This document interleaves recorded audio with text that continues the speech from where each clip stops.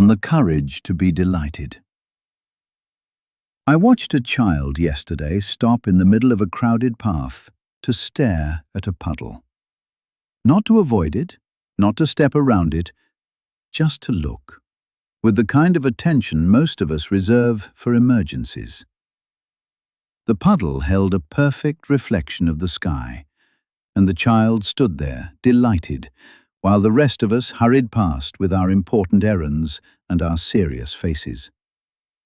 I tell you this because I suspect you have been serious for a very long time.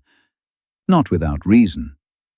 Life has asked difficult things of you, and you have met them with admirable steadiness. But somewhere along the way, you may have begun to confuse gravity with virtue, as though the weight you carry is itself proof that you are living well. It is not. A stone at the bottom of a river is heavy, but it is not doing anything.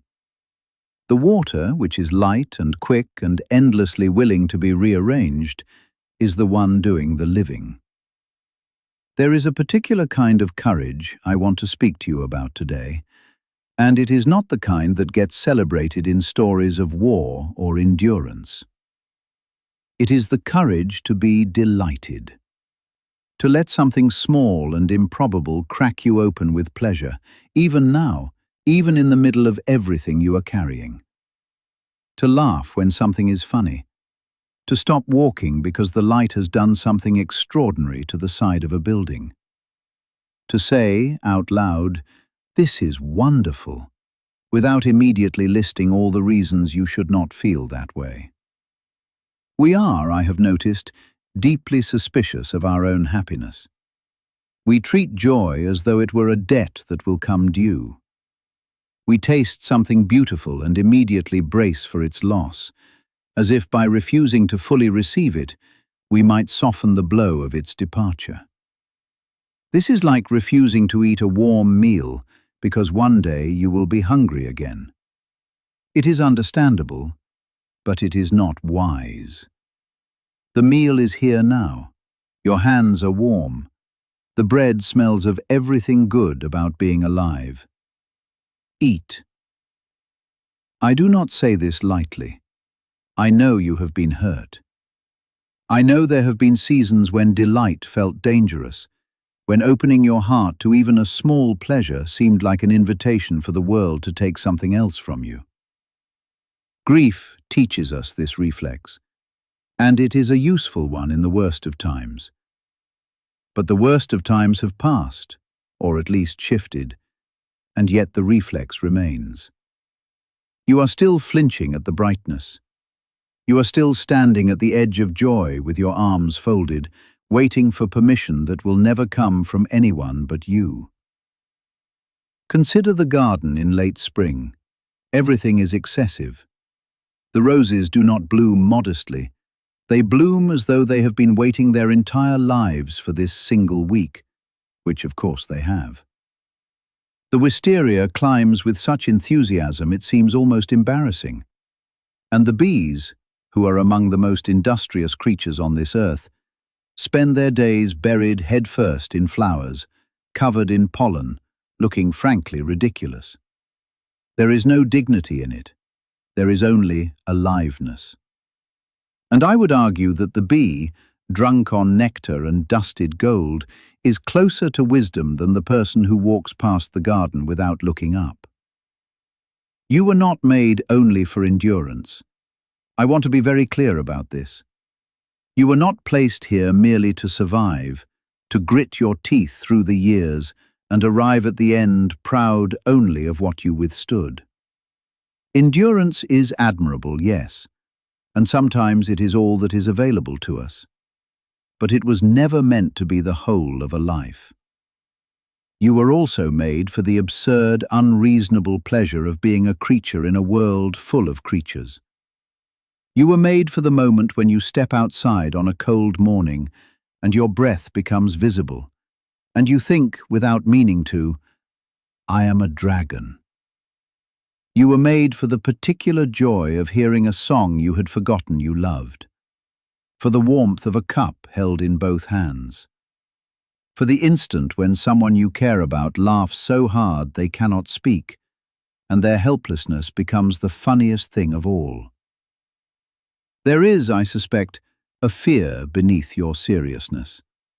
Not the fear of pain, you have shown you can bear that, but the fear that if you let yourself feel the full measure of your delight, you will somehow be diminished by it. That people will think you are not paying attention. That the world will catch you with your guard down. But here is what I have found to be true. The people who allow themselves to be moved by small beauties are not weaker for it. They are more present, more grateful, more able to act with clarity when difficulty does arrive. Joy is not the opposite of seriousness. It is its companion. The person who can weep at a sunset is also the person who can face what the morning brings. And there is this too, which I think you already know but may need to hear again. Your delight is not a betrayal of those who suffer. You do not help anyone by refusing to feel alive. The world does not become a better place because you have trained yourself to walk past beauty without stopping. Your joy does not take anything from anyone. If anything, it adds to the store of light that others might draw from. Have you never been lifted by someone else's laughter? Have you never felt steadied by another person's obvious, unembarrassed love for the world? That is what your delight can be for someone else, if you will stop hiding it. I will tell you what I think is the bravest thing a person can do. It is not the grand gesture, the heroic sacrifice, the dramatic stand against impossible odds.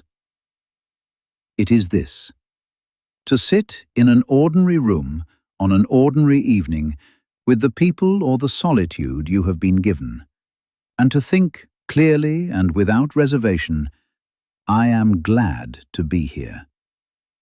Not because everything is perfect, not because nothing hurts, but because the light is coming through the window at an angle that you have never seen before and will never see again, and you are awake enough to notice. And that alone is a staggering piece of luck. So here is my gentle challenge to you, friend. Stop bracing.